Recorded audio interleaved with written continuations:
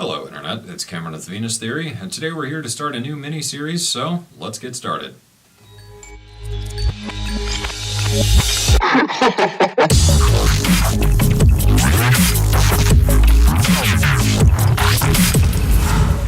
So I was going to do another bass design video, and I decided I'm bored of that because bass design isn't really all that fascinating for me, and I get bored of it easily. So today we're here to go on an adventure, and we're going to go around and record stuff around the house and turn it into a beat as part of a track from scratch type of deal.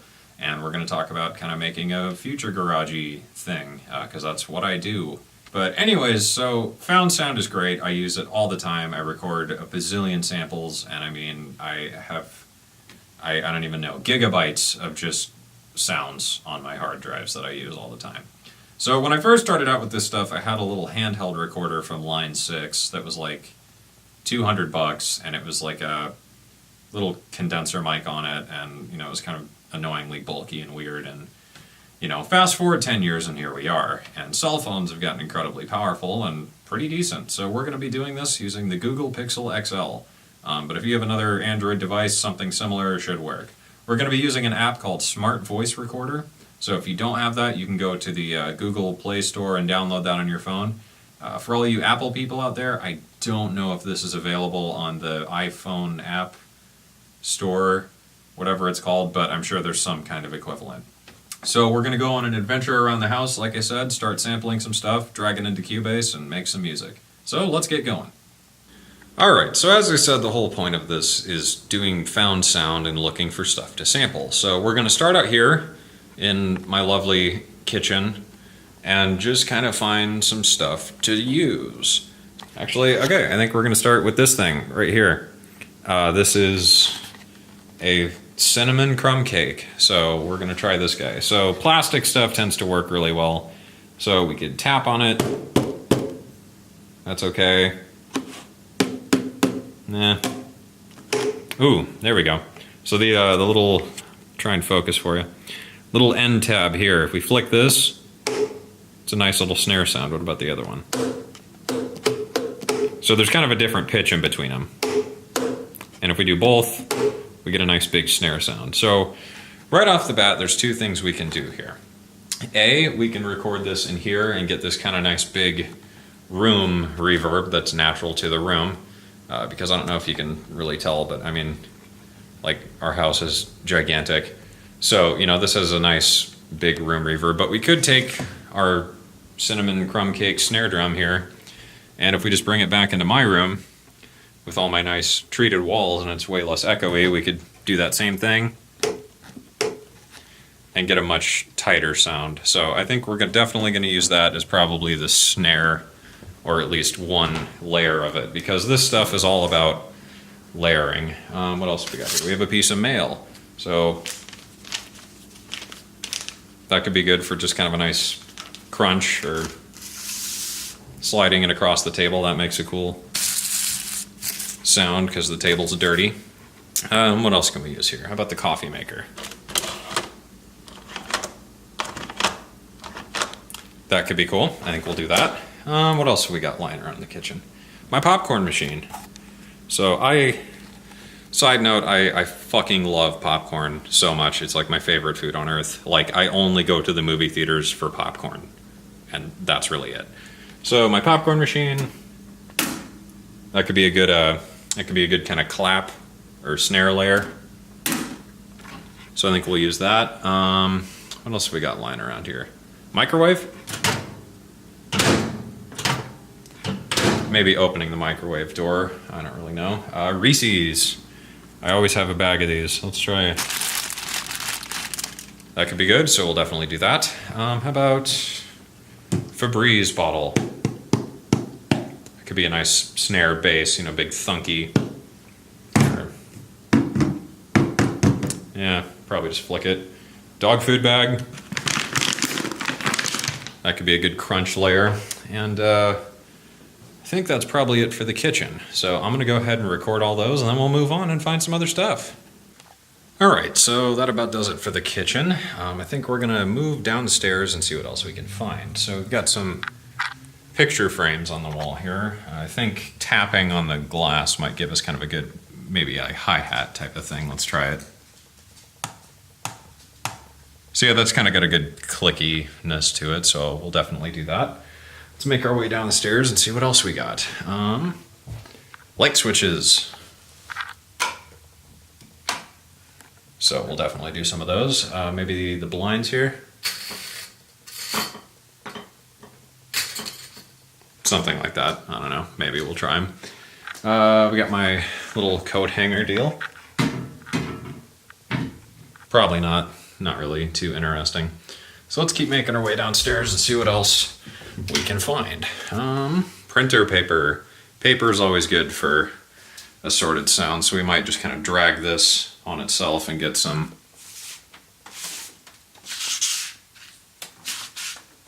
things like that. Things like that are always good. I wonder if there's anything else up here. Ooh, the dog leash. So my dog's collar. I won't even bother testing that because I know that's going to work well for nice kind of like keys and stuff like that, big clicky stuff. Plastic bag, always good. So we'll do some stuff with that. And I think that's probably about it for this part of the house. And I think now we'll record those, go back to the room and see if there's anything else, and then get started. So I was just about to get started with dumping the samples, and then I took one more look around the room and found two more things. One, my little vape guy here, this little clicky button. So that would probably make for a really decent hi-hat if we pitch it. And I looked in the garbage. Lo and behold, I found a soda can. So I think we're going to crumple this, click the button a few times, dump our samples, and then get started. All right, so now that we've got all our samples in and dumped in and whatever, now begins the tedious bit of going ahead and chopping all this up and finding all the good bits. I did record one more sample here, which is just outside my house. I just didn't want to bring the camera out there. And yeah, so that's just this. And I think we're going to use that as a basis for the pad.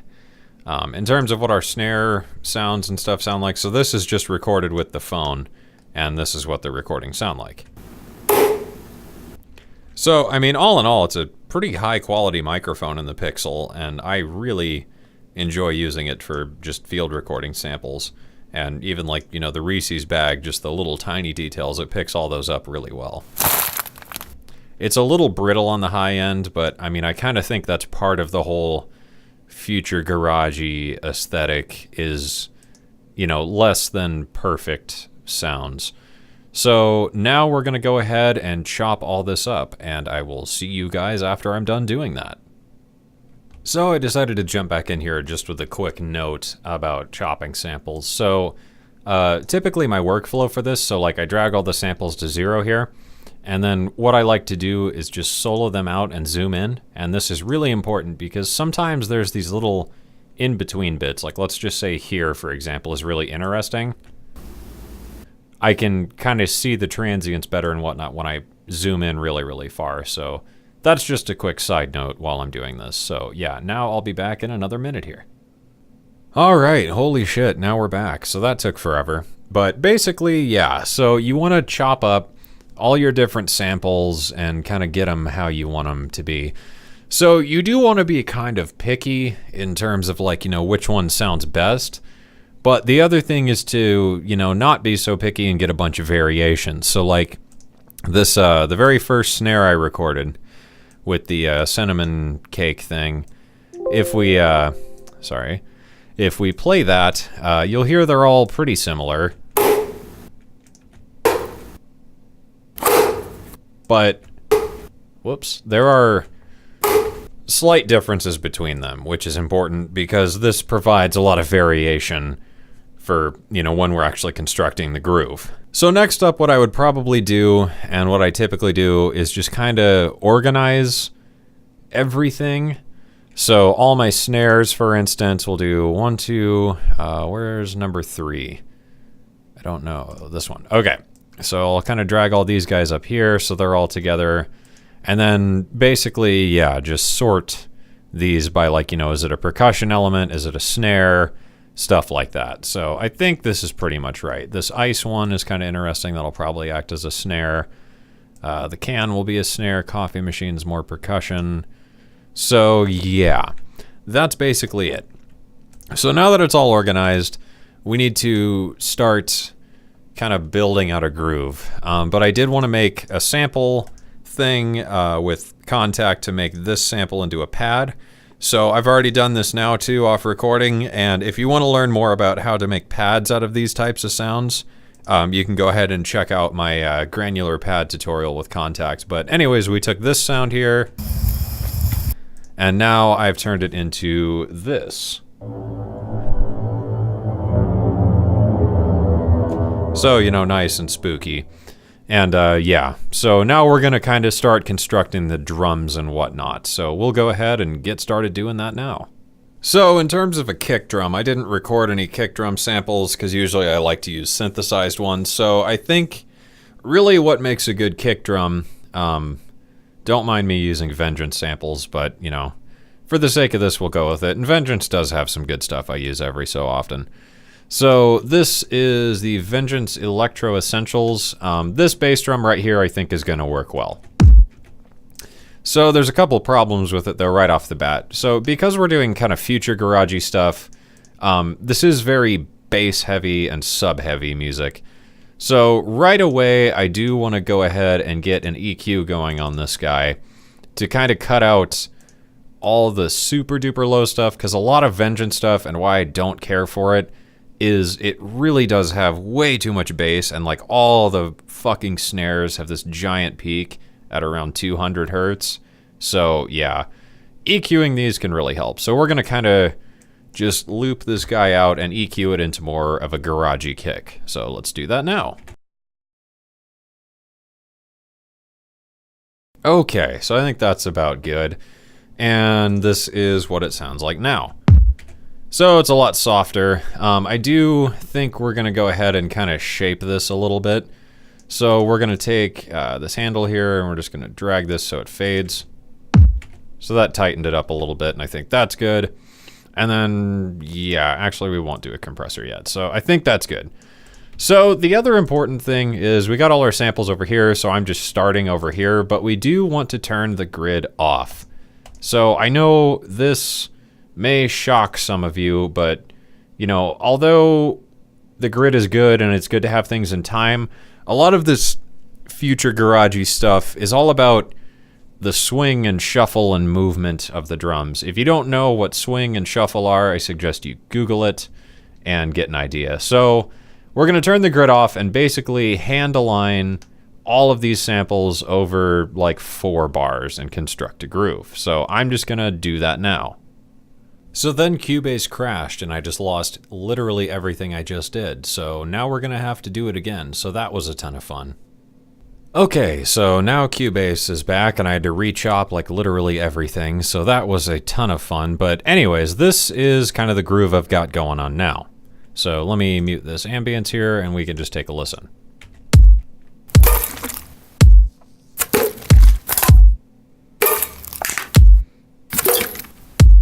So it sounds pretty dry, but once I just used that sample of my neighborhood outside, blended it all together a bit, this is what we got. So that's pretty good. Next up usually is percussion stuff. So this is where it gets kind of difficult. So I usually do a lot of like halftime stuff. Sometimes I do the more like upbeat garage, but I don't tend to care for that stuff because I'm just Mr. Doom and Gloom. But basically now I'm going to sort through all my other stuff and find some percussion elements. So this paper I know would make a good shaker. The Reese's would be some good percussion elements, especially the little vape thing. The clicky noise would be really good.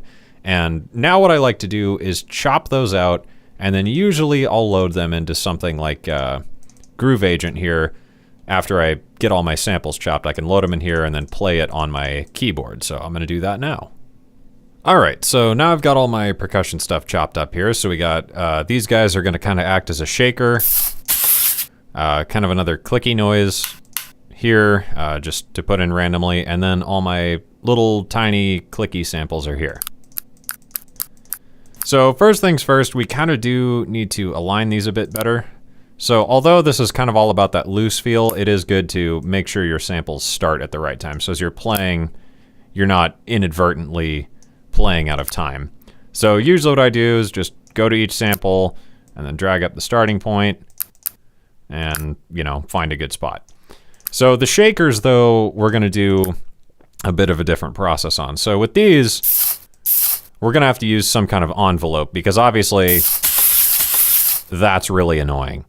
So what we would do in this case is go to the amp page here in Groove Agent, and then we can just drop this down. So it's almost like a hi-hat, and we just want to open it up a bit. And that's a little long, so yeah, still a little long. Something like that-ish should work.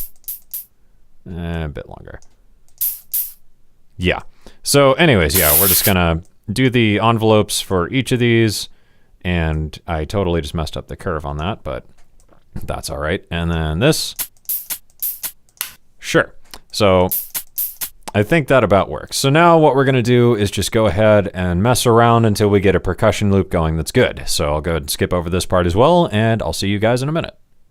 Okie dokie, so percussion is done. So this is the percussion groove I came up with. So you can hear it's kind of all over the place. And again, this is just to get everything off the grid. So another cool trick too at Cubase or any other DAW really is if you did record this and you recorded it quantized, what you can do is get some swing. So in Cubase here, if I open the quantize panel, I can set the swing to be whatever I want, so 60%, let's say. And then if I hit Q to quantize that with that swing, it'll do that for me. So it automatically kind of gets this nice swing garagey beat feeling. So now with this percussion, this is what we got.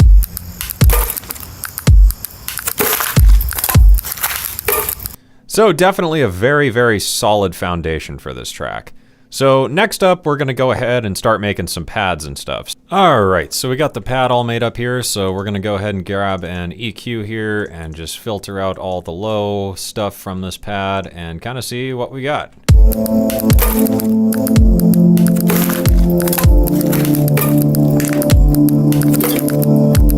So that's pretty neat. And now I think we're ready to go ahead and start grabbing our sidechain and such. So now that I've got kind of some unused junk here, what I can do is just create a new folder track, and we can just call this other stuff. So this way I'm not deleting it. So when I am arranging the track, you know, I have these other samples and stuff that I can go back to and grab to toss in for more variations and whatnot. So we can just mute that whole folder and away we go. So we're gonna go ahead and get our sidechain set up here. So we're gonna grab my favorite sidechaining sample, which is this guy right here. Alrighty. So we can go ahead and just sync this up with all our kick and snare hits. So this guy, usually I do like to keep this guy as on the grid as possible, just so there's a pretty consistent rhythm, at least with the sidechain. You know, the percussion elements and kicks and snares and whatnot, that's not as important. But I feel the sidechain, it pretty much should be on the grid or really, really close to it. And that really does help with providing kind of that bounce and swing to everything. So now we just need to add a new group, and we'll call this our sidechain. I'm gonna load my sidechain preset because that makes life a lot easier. And we can go ahead and set up this sidechain. So there we go. And this is set up. So let's send our pad, our ambience, and just that for now to our sidechain. So we can send those guys, copy that over. All right. So now we should have a bit more bounce and swing going on here.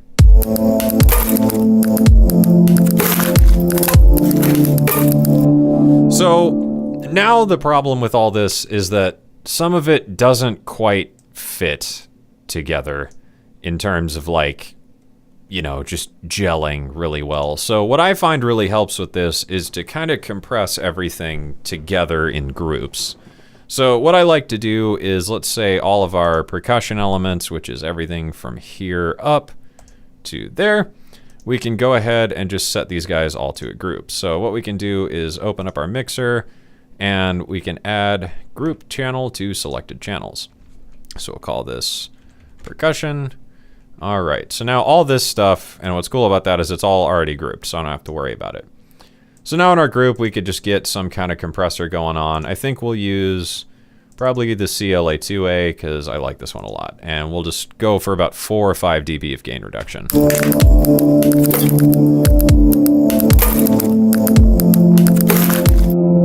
So right around there is sounding good, and we just need to turn our gain down because this is really, really loud.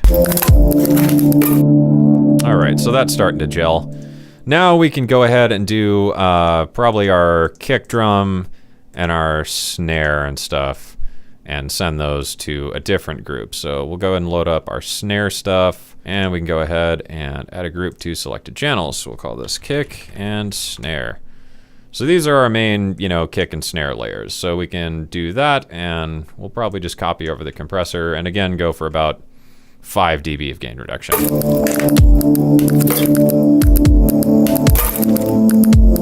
we can turn this one up. All right, so that sounded decent.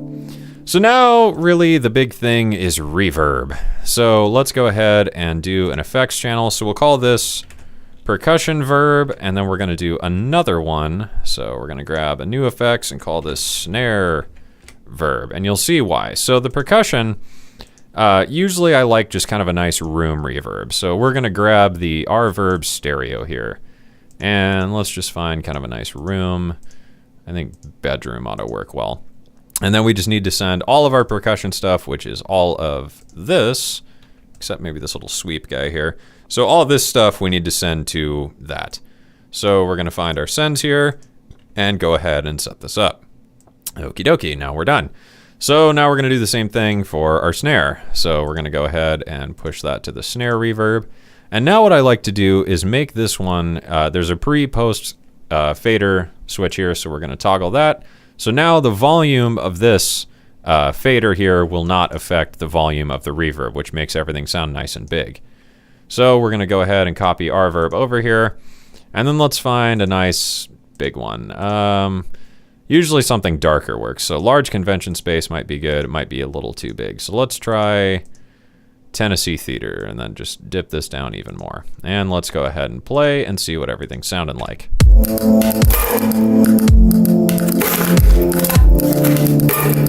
So that sounded pretty neat. And then now really all that remains to do is just kind of mix this all together. So typically how I mix this stuff is I'm just gonna turn everything all the way down and then shut off my reverbs, and we'll just leave the buses as they are.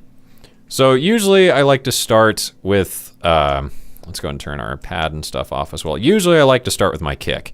And I usually try to make sure that it's not crossing about -10 dB. So we'll do that. So that's a little loud. That should be good. And we're going to combine the next one. So that's getting punchy. Now we'll do our snare. Cool. And we'll mix in this little sweep here. I think that's good. And now we can start bringing in all the various percussion elements.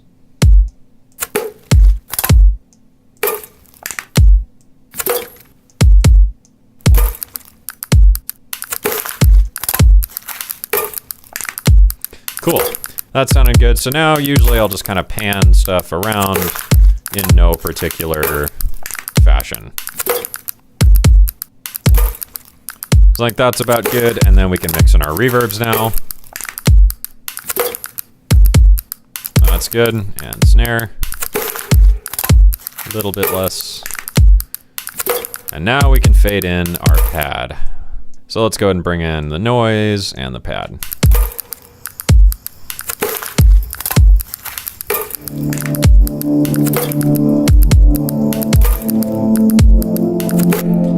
So that sounded pretty good, and now all we need to do is just add some kind of bass.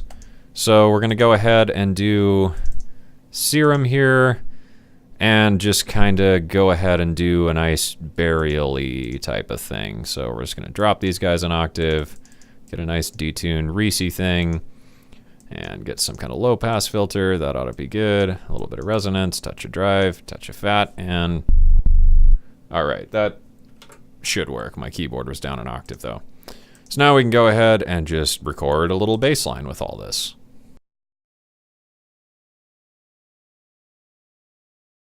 So that sounded good, and now what we can do, usually for these types of basses, what I like to do is grab analog bass drum sine here, and then I'll just go ahead and make that guy move around. And then detune it as well to get a nice big wide crazy thing going on. And then the bend plus and bend plus minus modes usually work really well. So bend plus is good, and I'm going to assign this to this macro and learn it. There we go. So now what we can do is just kind of mess around with that, and that should give the bass kind of a nice calm movement, but you know, it's not so straight up doing nothing.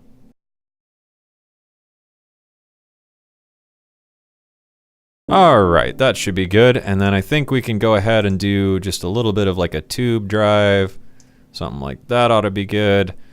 And then a little touch of chorus, kind of like that. So now we should have a pretty solid future garage track. Let's go ahead and check it out. So that sounded good. I did forget to put this through our sidechain, which is always important. So something like that ought to be good. And if we just throw my generic mastering preset on here, we should be pretty much good to go. Looks like my percussion group didn't ever get this CLA2A. I'm not sure where I missed that. But anyways, so let's go ahead and just take a listen now.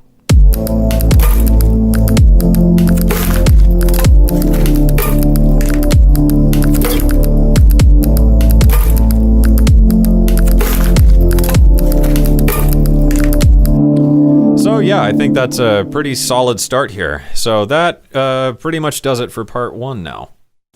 Boy, oh boy, was that a long one. So thanks for sticking around. I do hope you enjoyed this, and I hope you learned something. I was going to cut it off after we did the drums there and talk about the sample bits, but felt like that was kind of cheating you guys, so I kind of wanted to show you a little bit more. So I do apologize if this was extremely long, but you know.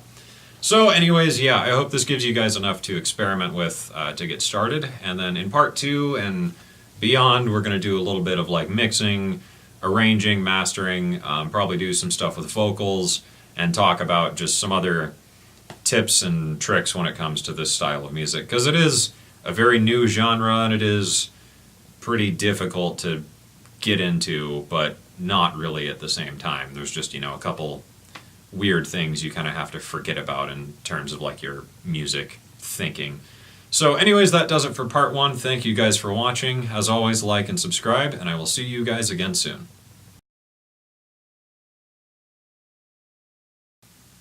I think my dog just threw up on the floor.